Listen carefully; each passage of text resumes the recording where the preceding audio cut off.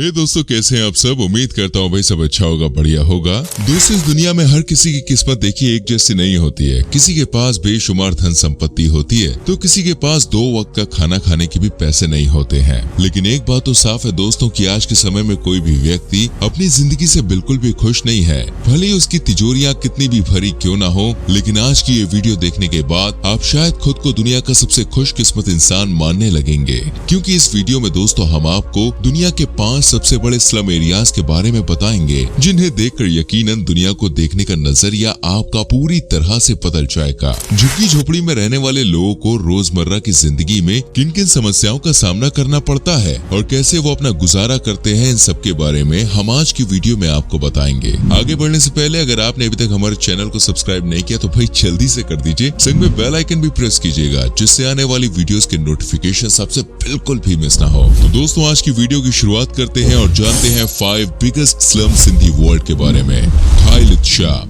दोस्तों, south Africa ने रंग भेद की नीति के खिलाफ एक लंबी लड़ाई लड़ी है। साउथ अफ्रीका के केप टाउन शहर में खालिद शाह नाम का एक बड़ा स्लम एरिया है, जहां की आबादी 4 लाख के आसपास बताई जाती है, लेकिन असल आबादी इससे दुगनी मानी जाती है। इस पूरे स्लम एरिया में सबसे बड़ी समस्या पानी और टॉयलेट है। एक रिपोर्ट के अनुसार लगभग 12,000 घरों में टॉयलेट की कोई सुविधा नहीं है। लोग घरों के बाहर ही टॉयलेट जाने को मजबूर है, तो वहीं महिलाओं और जवान लड़कियों को घर से काफी दूर टॉयलेट के लिए जाना पड़ता है। टॉयलेट बनाने के लिए कुछ एनजीओज ने यहाँ मदद की बात कही थी, लेकिन उसके लिए जगह होना देखे जरूरी है, जो यहाँ पर बिल्कुल भी नहीं है। ज्यादातर लोग अवैध तरीके से बने घरों और झोपड़ियों में अपना गुजारा कर रहे हैं। खालिद शाह की 40% आबादी की उम्र 19 साल से कम है, जो इसे दुनिया का सबसे स्लम एरिया बनाती है। यहाँ रहने वाले ज्यादातर लोग साफ सफाई जैसे काम करते हैं, तो वहीं महिलाएं केप टाउन में लोगों के घरों पर काम करती हैं। इस पूरे एरिया में सिर्फ 1/4 लोगों के पास ही इलेक्ट्रिसिटी की सुविधा मौजूद है।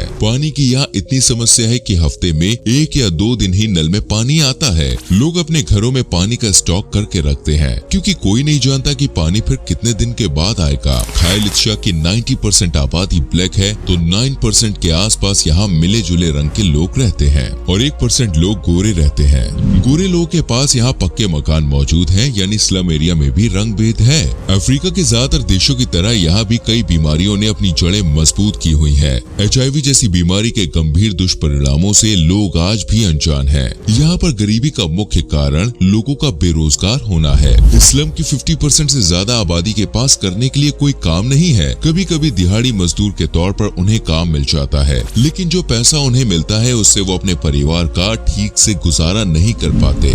किबेरा।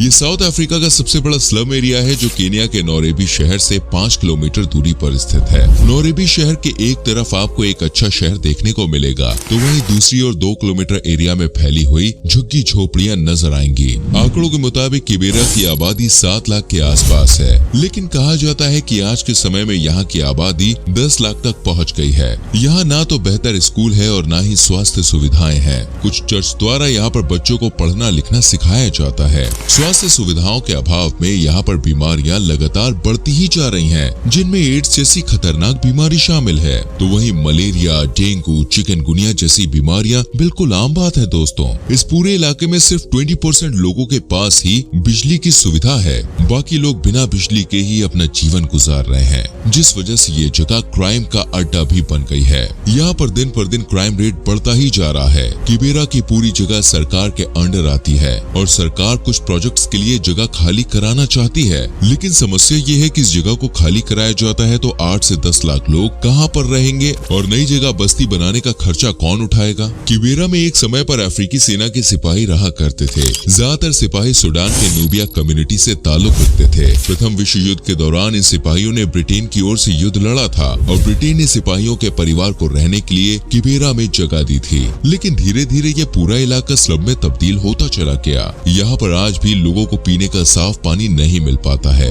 पास में ही मौजूद डैम से लोग पानी भर कर लाते हैं। हर जगह कूड़ा, कचरा और गंदी नालियां बहती हुई नजर आती हैं। धारावी। धारावी का नाम तो दोस्तों आपने बहुत बार सुना होगा। स्लम डॉग मिलियनेयर मूवी की शूटिंग इसी जगह पर की गई थी। ये स्लम एरिया 2.4 वर्ग किलोमीटर एरिया में फैला हुआ है और इसकी जनसंख्या 10 लाख से भी ज्यादा बताई जाती है। साथ ही दुनिया का दोस्तों सबसे ज्यादा डेंसिटी वाला स्लम एरिया भी है, जहाँ लगभग 4 लाख लोग 1 वर्ग किलोमीटर के एरिया में रहते हैं। आपको जानकर हैरानी होगी कि आज के समय में धारावी मुंबई का सबसे बड़ा मैन्युफैक्चरिंग हब भी बन चुका है। यहाँ चमड़े से लेकर प्लास्टिक तक, मिट्टी के घड़ों से लेकर कपड़ों की जरी तक ना जाने कितने काम लोगों के द्वारा किए जा रहे हैं। पापड़ बनाने का काम तो यहाँ हर घर में आपको देखने को मिलेगा। धारावी की एनुअल जीडीपी 1.6 बिलियन डॉलर्स के पार पहुँच गई है, जो भारतीय अर्थव्यवस्था को मजबूत बनाने में अहम योगदान दे रही है। इसी के साथ ही दुनिया का सबसे अमीर स्लम एरिया भी बन चुका है। आज के समय में यहाँ के लोग पढ़ाई लिखाई पर भी विशेष ध्यान दे रहे हैं। धारावी का लिटरेसी रेट 69% है, जो पूरे दुनिया के स्लम एरियाज के मुकाबले सबसे ज्यादा है। आपके मन में एक सवाल जरूर आता होगा दोस्तों कि आखिर धारावी इतना बड़ा स्लम कैसे बना।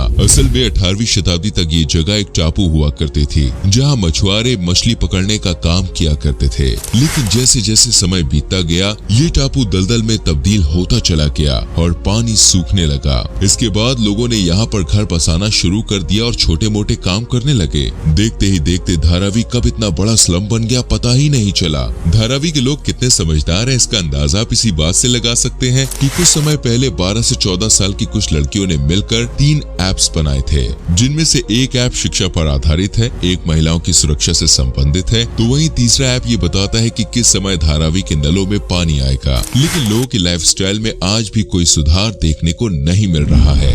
औरंगी टाउन दोस्तों, ये जगह पाकिस्तान के कराची में स्थित है और एशिया का सबसे बड़ा स्लम एरिया माना जाता है। आंकड़ों की माने तो औरंगी की जनसंख्या 25 लाख के आसपास है। हालांकि सटीक आबादी का अंदाजा कभी नहीं लग पाया है। बताया जाता है कि एक समय ऐसा भी था जब कराची की 60 से 65% आबादी सिर्फ इसी स्लम एरिया में रहा करती थी। इस स्लम एरिया में कई कम्युनिटी के लोग रहते हैं, जिनमें पाकिस्तानियों के अलावा बंगाली, बिहारी, सिंधी और बलूची आदि शामिल है। सन 1971 में जब ईस्ट पाकिस्तान को आजादी मिली और बांग्लादेश का निर्माण हुआ, तब बड़ी संख्या में लोग पाकिस्तान में शिफ्ट हो गए और तब से लेकर आज तक वो कराची के इसी स्लम एरिया में रह रहे हैं। इस स्लम में सबसे बड़ी समस्या सीवर सिस्टम की थी। रोजाना सड़कों पर गंदा पानी बहता रहता था। यहाँ के लोगों ने सरकार को कई बार चिट्ठियां लिखी, कई बार रिक्वेस्ट की, लेकिन पाकिस्तान में किसी सरकार या नेता ने इस स्लम एरिया की ओर कभी भी ध्यान नहीं दिया। इसके बाद औरंगी के लोगों ने खुद ही अपने घरों के बाहर सीवर लाइन बिछाने का डिसीजन लिया। आज के समय में लगभग 90% इलाके में सीवर सिस्टम काम कर रहा है और 8000 से ज्यादा गलियां इस स्लम एरिया में मौजूद है।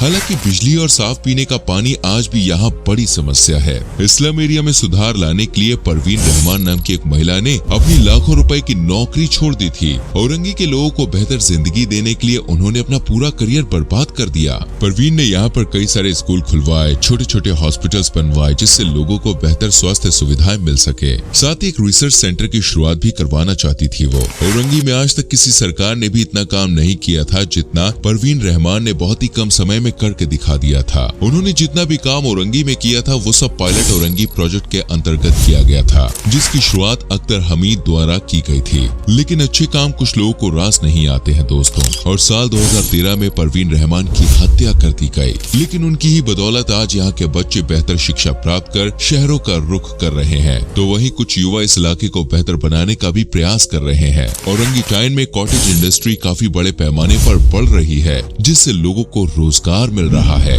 नेजा, अब आपको दुनिया के सबसे बड़े स्लम एरिया के बारे में बताते हैं, जो अमेरिका के अंतर्गत मैक्सिको देश में मैक्सिको सिटी में स्थित है। ये दुनिया का सबसे ज्यादा आबादी वाला स्लम माना जाता है, जिसकी आबादी लगभग 4 मिलियन बताई जाती है। अन्य स्लम एरियाज की तरह एक समय पर नेजा में भी किसी प्रकार की सुविधा नहीं हुआ करती थी, लेकिन आज के समय में नेजा में लगभग हर प्रकार की बुनियादी सुविधाएं मौजूद है। आज यहाँ के बच्चों के पास अच्छे स्कूल्स हैं, पीने के लिए पानी मौजूद है, सीवर सिस्टम है और अन्य स्लम्स के मुकाबले साफ भी नजर आता है। हालांकि ये सब चीजें मैक्सिकन स्टैंडर्ड के अनुसार काफी लो हैं, लेकिन नेजा हमेशा से ही ऐसा नहीं था। यहाँ पर भी लोगों ने अवैध रूप से बसना शुरू कर दिया था और सन 1960 के बाद इस जगह की आबादी बहुत तेजी से बढ़ी है। सरकार ने लोगों को हटाने के प्रयास किए, क्योंकि सरकार ये जगह बड़े बिल्डर्स को देना चाहती थी। बदले में सरकार ने उन्हें पक्के घर बनाकर देने का वादा भी किया, लेकिन यहाँ बसे लोगों ने साफ मना कर दिया। लोगों का कहना है कि सरकार इतने सालों से सो रही थी और आज जब उनकी स्थिति थोड़ी बेहतर हो गई तो सरकार उन्हें हटाना चाहती है। इस जगह को ठीक ठाक करने में कई एनजीओ और संस्थाओं ने मदद की है।